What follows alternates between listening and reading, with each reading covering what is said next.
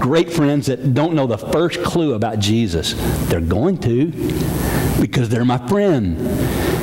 Because the Jesus inside of me wants to go seek and save the lost, right? Go make some friends with some lost people. The people at work that you run from, oh man, I better not hang around with them. Hang around with them. I'm not saying do what they do. I'm not saying that. But Jesus came for the lost. Jesus said, I came for the sick, not for the well. Okay, I know that one's going to get me, but that's okay. All right. Yeah, it's true. It's really true. So here's this beautiful picture of Jesus going outside of a camp. Oh, you have leprosy. This is crazy to me. The priest, now wait a minute. The priest could touch the leper. Nobody else, but the priest could. It was like this. Okay, never mind. All right. So he moves toward us with tenderness. The Son of Man came to seek and save the lost. Okay, God, this is incredible. So you're going to read about this. So what he did, I'm going to use this. I'm going to mess up this decoration.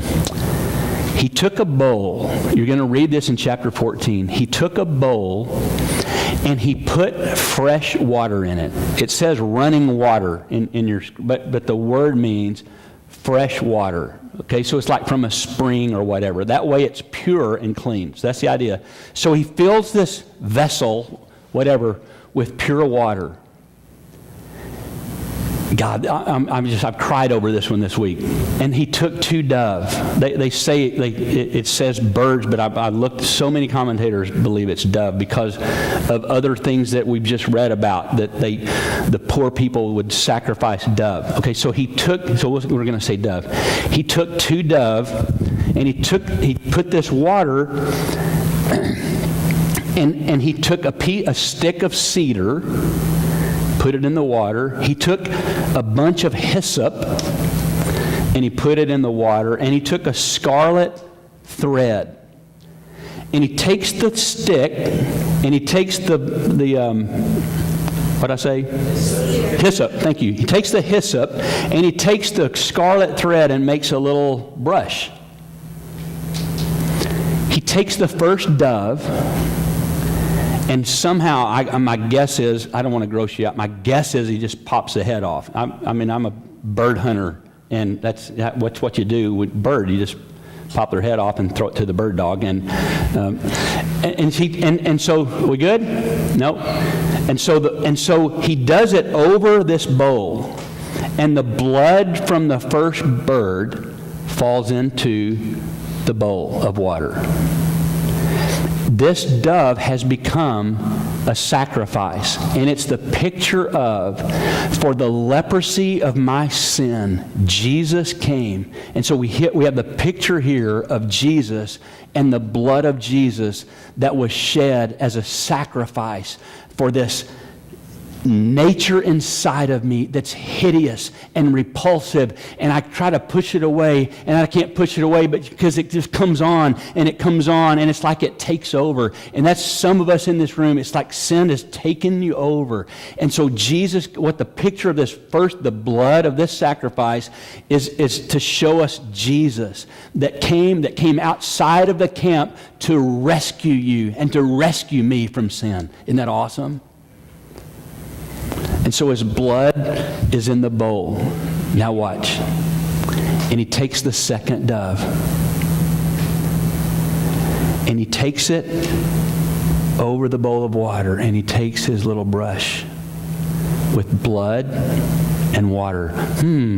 When Jesus died, it says in one of the Gospels that when they pierced his side, that blood and water flowed from his side. I'm telling you, there are so many beautiful pictures here that I'm leaving out. But he takes this pure, white, innocent, clean dove, and he puts it over the bowl and baptizes this little dove in water and blood. And there's significance to the cedar, which represents his humanity, and the brush. Remember, David wrote one time, "Cleanse me with hyssop." There's so many beautiful things. And the scarlet thread and the color is, Tony, you're cracking me up. Tony's making faces at a baby. Okay, so he takes this beautiful dove and baptizes it in the water. And we're going to stop there because I got a surprise for you in a minute. I'm telling you, this is one of the most beautiful pictures of what Jesus did for you. The slain bird sets forth his crucifixion. And we're going to see what he did with the other bird in a minute, and you'll know immediately what it represents. This is the basis for our cleansing. The blood of Jesus, 1 John chapter 1, verse 7, the blood of Jesus, his Son, purifies us from sin. Jesus' blood was shed to purify me from that little bitty spot. Listen, you got to take care of the spot. Don't ignore it. Don't think it's going to go away. Don't think you can conceal your little secret, because if you let it go, it just on and on. And so this blood means his life shed for us and imparted to us. So this first one that was, I could do this. Okay, this first bird prefigures my old life, which I yielded up to Jesus. And the second one is my new life that springs up because of what he did. And this new one, this picture you're going to see in a minute, it declares that I'm free, and I'm forgiven, and I'm alive, and I'm hopeful, and I've been washed, and I've been delivered, and I've been rescued. Isn't that awesome? There's no way to do what I want to do, because we're going to have to do a couple of things, and it's like going to ruin the moment. But hang on to what you've heard, okay? Hang on to it, because in a minute we're going to go outside. I want to show you something, okay? Stoney, if you could go start getting the kids together.